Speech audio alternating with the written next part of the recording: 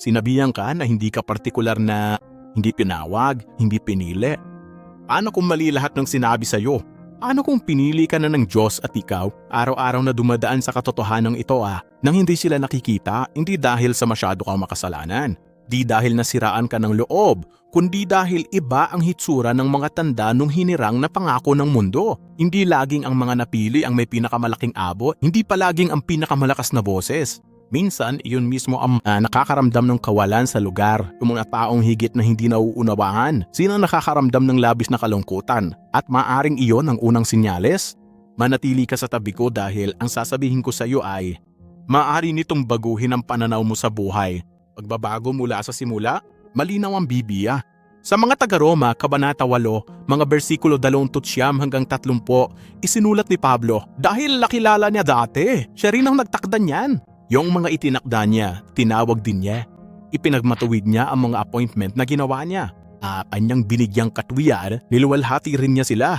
Ang pagpili ng Diyos ay hindi nagkataon lamang. Hindi siya basta-basta. Ito ay sinauna at puno ng layunin. Ngunit narito ang ayaw ipaalam sa iyo ng kaaway. Ang patunay ng pagpiling ito ay nasa buhay mo na, naka-enroll. Ngayon ay tatalakayin natin ang 6 na karakter na ikaw ay pinili ng Diyos, mga palatandaan na maaaring hindi mo napansin. Binaliwala ito o napagkamalang pa nga itong isang sumpa, imumulat ang iyong mga mata. Ang mensaheng ito ay para sa iyo, mga palatandaan na hindi ka kabilang. Naranasan mo na bang maging parang isang lugar lang ang mundo para sa iyo, kung saan hindi ka talaga nabibilan?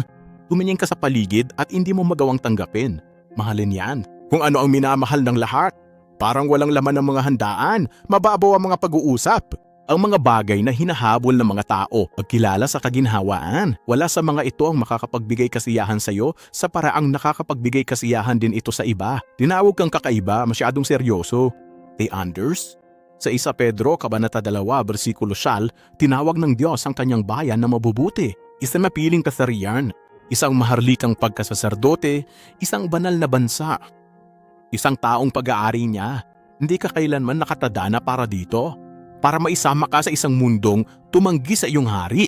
Sinabi mismo ito ni Jesus sa Juan Kabanatang 15, bersikulo 11. Kung ikaw ay mula sa mundo, ganun mabugustuhan ng mundo ang dahil hindi ka taga-mundo. Ngunit pinili kita mula sa mundo, kaya nga galit sa iyo ang mundo. Itong pagkabalisang iyong nararamdaman, ang pakiramdam na ito ng hindi pag-aari. Hindi yan sugat, senyales yan. Huwag nang piliting bumagay sa lugar na hindi mo naman dapat kalalagyan. Pangalawang karakter, walang sandatang laban sa iyo ang magtatagumpay. Isipin ang iyong buhay. Ilang beses ka na dapat sinira ng mga bagay. Ilang pag-atake mula sa kaaway. Anong nangyari mula sa sarili mong pagkakamali? At gayon pa man ay nakatayo ka pa rin dito. Huminga, maniwala pa rin. Hindi swerte yan. Ito ay isang pangako. Isayas Kabanata 54, bersikulo 17. Walang sandatang hinulma laban sa iyo ang magtatagumpay. At bawat dila na gagalaw laban sa iyo sa paghatol ay hahatulan mo ba? Ito ang mana ng mga lingkod ng Panginoon. Hindi ito nangangahulugan na walang sandatang nabubuo. Darating ang mga armas, paparating na ang mga pag-atate.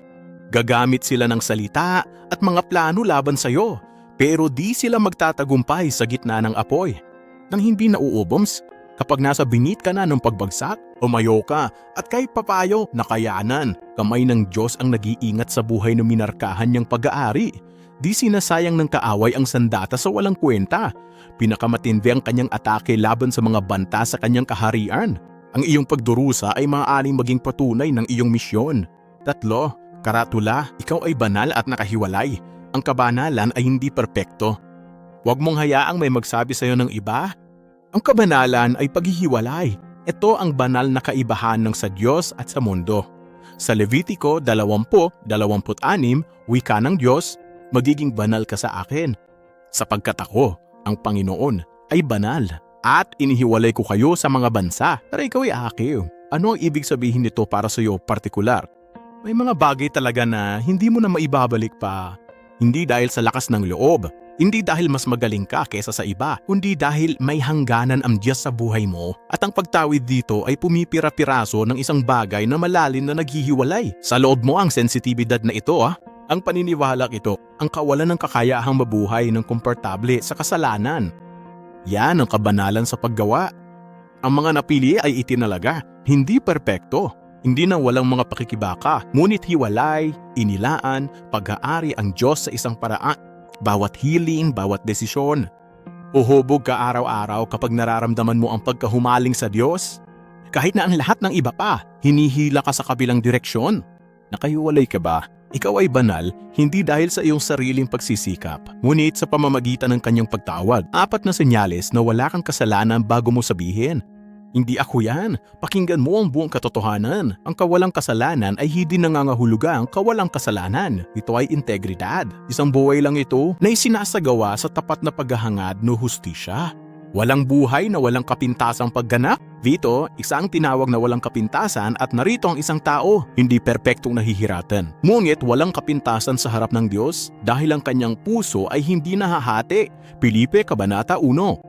Ang bersikulo 10 ay nagsasabi tungkol dito upang maging dalisay at walang kapintasan para sa araw ni Kristo. Ang mga napili ay may tapat na konsensya at hindi doble kara. Kapag nagkakasala, tapat silang nagsisisi, hindi ng lantaran. Wala silang nakatagong intensyon. Ang ibig sabihin ng oo mo ay oo. Kung ikaw ay isang paro na hindi kayang makipagkasundo sa pagkukunwari, na nakakaramdam ng matinding sakit kung ang kanyang malakilos ay hindi naaayon sa kanyang mga paniniwala. Ito ang tanda ng isang pusong walang kapintasan. Hindi naghahanap ang Diyos ng mga perpektong tao. Hinahanap niya ang mga taong buong pusong kasama niya.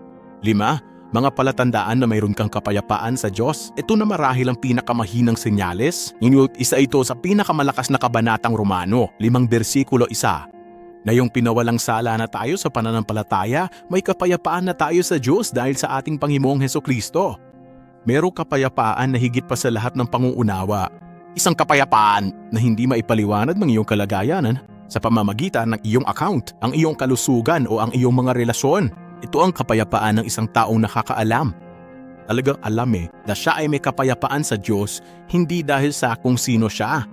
Ngunit dahil sa ginawa ni Kristo, maaring dumadaan ka sa pinakamahirap na panahon na yon. Ang wasak na pananalapi ng iyong buhay, mga sirang relasyon, kawalan ng seguridad sa kalusugan, at gayon paman ay merong isang bagay na permanente sa loob mo. Isang bagay na bumubulot.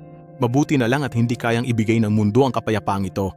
Hindi siya maaaring kunin ng mundo mula sa iyo kahit hindi perpekto. Kung isusuot mo kahit naninimit, mayroon ka bang kapayapaan sa Diyos? Hindi kayo mismo ang gumawa nito. Ito ang tatak ng Espiritu Santo. Piniling buhay.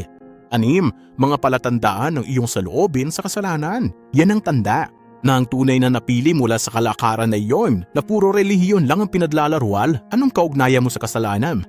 Di bali kung lalaban ka, lahat ay lumalaban.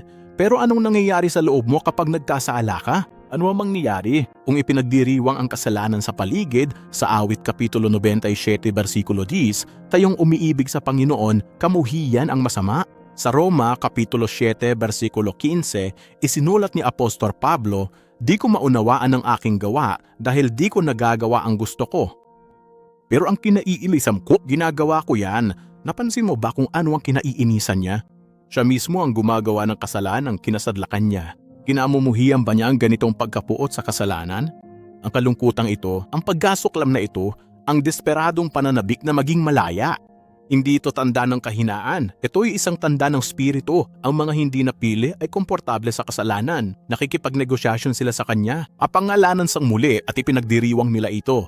Ngunit ang mga hinirang ay di makikipagpayapaan sa kanya na siyang nagpako sa kanilang hari. Kung ang kasalanan ay bumababagag, pagsisihan at labanan nito. Umaamin, kahit na ikaw ay madapa, bumabalik sa labangan. Hindi ka ba malayo sa Diyos? Nabubuhay ka sa patunay ng kanyang pagpili. Narito ang hinihiling ko sa iyo ngayon. Hindi bukas, ngayon. Tigilan mo na ang paghihintay ng tanda mula sa langit. Tigilan mo na ang paghihintay na maging sapat na karapat-dapat, sapat na dalisay para maging sapat ang pakiramdam. Tingnan mong buhay mo, hindi ka nababagay dito. Walang sandata ang tumapos sa iyo. May kung anong bagay sa loob mo na naghiwalay. Ang iyong konsensya ay nangangailangan ng integridad. May dala kang hindi maipaliwanag na kapayapaan at ang kasalanan. Hindi ka maaaring makipagpayapaan sa kanya. Makahip gaano mo pakahirap subukan, hindi nagkataon lang yan, isang dandal lang yan. Pinili ka ng Diyos. Bago mo pa siya piliin, minarkahan ka na niya. Bago mo pa man malaman ang sarili mong pangalan at hindi pa siya tapos sa kanyang sinimulan. Efeso Kabanata 1, talata 4. Pinili niya tayo sa kanya bago pa man itinatag ang sanlibutan. upang tayo maging banal at walang kapintasan sa harap niya. Bago pa man magsimula ang mundo, kilala na ang pangalan mo. Ang tanong ay hindi na kung ikaw ba ay napili. Ang tanong ay kung mamumuhay ka ba na parang ikaw ay dime. Igilan mo na ang pagmamalit sa sarili mo. Tumigil sa pagtatagho. Tumigil sa paghininong tawad sa pagiging naiiba. Hindi ka pinili. Para mawala sa gitna ng karamihan. Ikaw ay napili upang magningning sa pinakamadilim na lugar at sa pinakamahirap na panahon sa mga sandaling sumusuko na ang lahat. Mag-subscribe sa channel ko para makapanood ng iba pang content na tulad nito. Salamat!